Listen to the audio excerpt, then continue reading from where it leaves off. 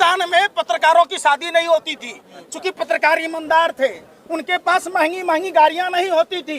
जब से भाजपा आई है तब महंगा महंगा गाड़ी हो गया है। सबसे पहले तो पत्रकारों की संपत्ति की जांच होनी चाहिए। बाप मरान दे रहे हैं, मेरे बेटा का नाम पावर हाउस। आप इसी देश के जनता के टैक्स के पैसों से 80,000 का मशरूम खा रहे हैं, गधा के जन्म छुड़ा रहे हैं आप।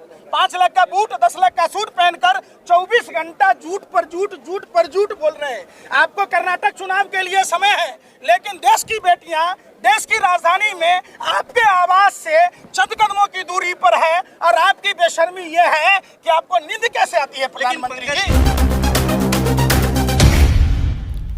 देश की सच्चाई सच छुपने नहीं देंगे। बेटियां अपने इंसाफ की लड़ाई लड़ रही है और प्रधानमंत्री चुप और मौन है। प्रधानमंत्री जी देश की बेटियों का वो नहीं बोल पा रहे। प्रधानमंत्री जी हकला प्रधानमंत्री हो गए हैं। प्रधानमंत्री जी इतने अमानवीय, इतने निष्ठुर हो गए हैं, इतने बेशर्म हो गए हैं कि प्रधानमंत्री को यही बेटियां जब तिरंगे का सम्मान बढ़ाई, जब इन्होंने गोल्ड मेडल जीत कर आया, तब प्रधानमंत्री सेल्फी ले रहे हैं, अपने ट्विटर से, अपने सोशल मीडिया से डाल रहे हैं। आज प्रधानमंत्री जी ये तो बताइए, आप इसी देश के जनता के टैक्स के पैसों से 80,000 का मशरूम खा रहे हैं, गधा के जन्म छुड़ा रहे हैं आप। 5 लाख का बूट 10 लाख का सूट पहनकर 24 घंटा झूठ पर झूठ बोल रहे हैं। आपको कर्नाटक चुनाव के लिए समय है, लेकिन देश की बेटियां देश की राजधानी में आपके आवाज से चंद कदमों की दूरी पर है, और आपकी बेशर्मी ये है कि आपको नींद कैसे आती है प्रधानमंत्री जी, आप ये तो बता दीजिए। आप भी तो हर जगह जो है आंदोलन में पहुंच जाते हैं, यहाँ पर भी आ गए, आंदोलन जी भी बताया जाता है, इसीलिए आप लोग बताइए भाई साहब। बहुत अच्छा सवाल आपने किया। आप रोटी खाते हैं कि गोबर को च्यवनप्राश समझ के खाते हैं, बताइए सही बात। अरे भैया, किसान बैठे थे सड़क पर, तो क्या वहाँ नहीं जाना चाहिए? हम भी किसान के बेटे हैं, और भगवान श्री कृष्ण ने कहा था कि किसान राजा से बड़ा होता है। राजा सिर्फ राज्य का पालक होता है, किसान पूरी मानवता का पालक होता है। तो क्या जो हम सबका पेट पालनहार है, क्या उस जो धरती के भगवान है, क्या उनके सम्मान में हमको नहीं जाना था? आप बताइए। आप लेकिन क्या लगता है कि आप जो है यहाँ पर साक्षी मलिक ने कल आरोप लगाया कि यहाँ पर मीडिया कवरेज उनके मार्च को भी नहीं दिखा रहा है, लोगों तक बात ही नहीं पहुँच पा रही है, तो आप लोग कैसे बात पहुँचाएंगे?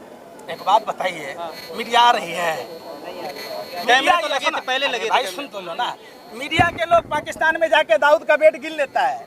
यूक्रेन में कौन कौन देशों से ड्रोन आया, ईरान ने कब भेजा, वो दिखाई दे रहा है। देश की बेटियों के लिए समय नहीं है, ये मीडिया नहीं है, ये लोग आतंकवादी है।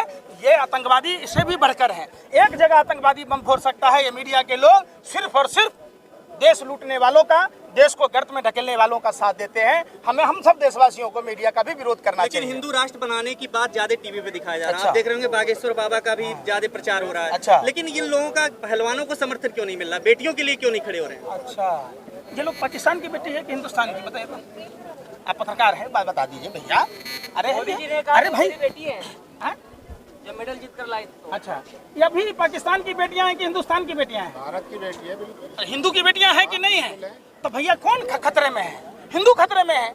आप समझिए, ये सिर्फ और सिर्फ प्रोपेगेंडा है। भारत का प्रधानमंत्री हिंदू, राष्ट्रपति हिंदू, मुख्यमंत्री हिंदू, राज्यपाल Hindu, DGP Hindu, SP Hindu, collector Hindu. तो इन हिंदू बेटियों को इंसाफ क्यों नहीं मिल रहा है? आप भी तो हिंदू ही हैं। अरे भाई, तो इसीलिए तो आया हूँ ना, तो बताता रहा हूँ। आप जैसे पत्रकारों को दिख नहीं रहा। आप हिंदू राष्ट्र की बात, अरे कौन सा हिंदू राष्ट्र की बात कर रहे हैं? जहाँ पैंट खोल के दिखाऊं, मेरा खतना ना हो रखा।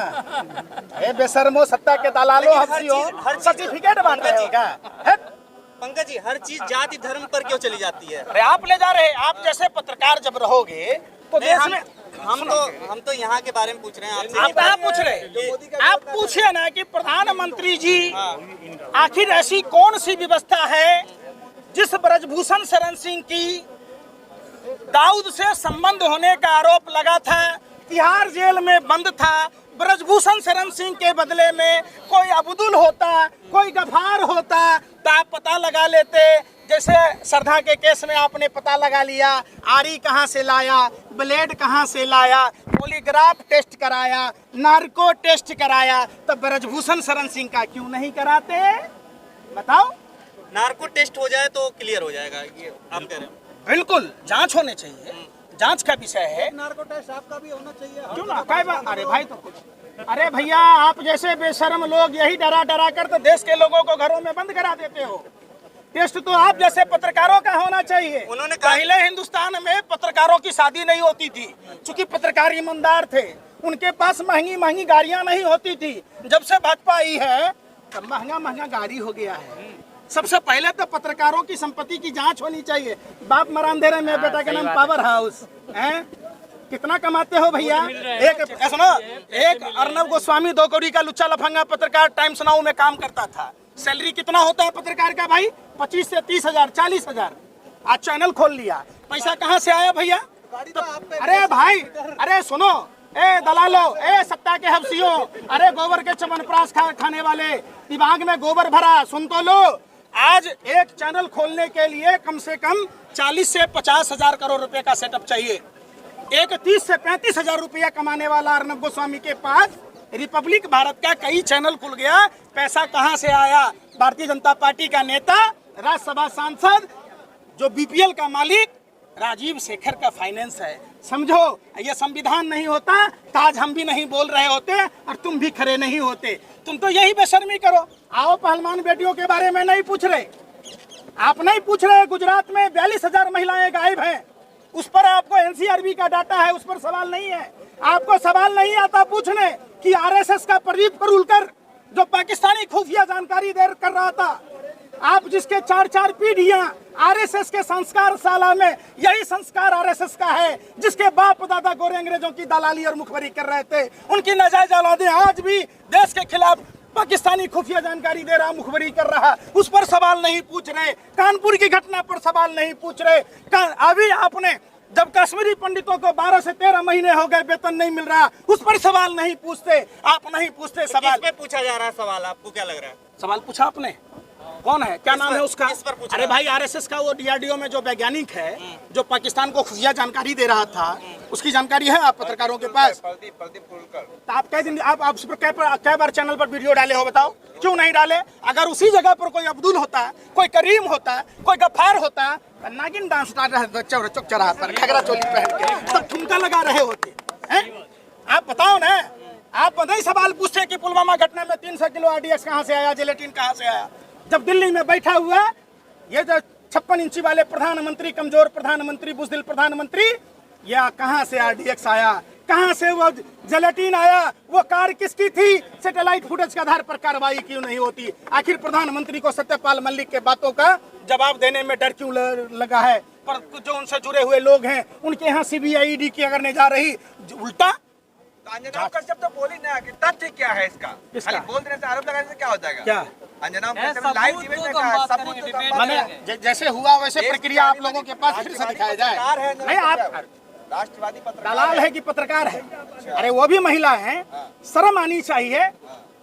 वो भी एक महिला है। अगर महिला हो के कोई इस तरीके का सवाल करता है तो उस पर थूकते हैं हम, पूरा देश थूकता है।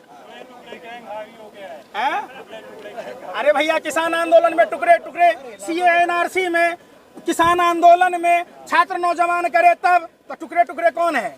टुकड़े टुकड़े तो आपके बाप दादा हैं, जिन्होंने गोरे अंग्रेजों की दलाली की, मुखबरी की, जिन्होंने 1933 में अहमदाबाद के हिंदू महासभा के अधिवेशन में द्विराष्ट्र के सिद्धांत को पारित किया। 1941 में बंगाल प्रेसिडेंसी में गुलाम हुसैन अब्दुल्ला खान और जिन्ना के साथ श्यामा प्रसाद मुखर्जी ने सरकार बनाई, वित्त मंत्री बने, द्विराष्ट्र के सिद्धांत को पारित किया। 1943 में सिंध प्रांत में सरकार बनी, द्विराष्ट्र के सिद्धांत को पारित किया। जब देश आजादी की लड़ाई लड़ रहा था, जब तमाम देश के महान क्रांतिकारी गोरे अंग्रेजों से जो मर्द था वो जंग में गया, जो नामर्द था वो संघ में गया, वो संघ की दलाली करने वाले लोग, सावरकर जैसे लोग तमाम तरह के 60-60 रुपया पेंशन ले रहे थे, गार्ड की नौकरी ले रहे थे, आज वही लोग कह रहे हैं।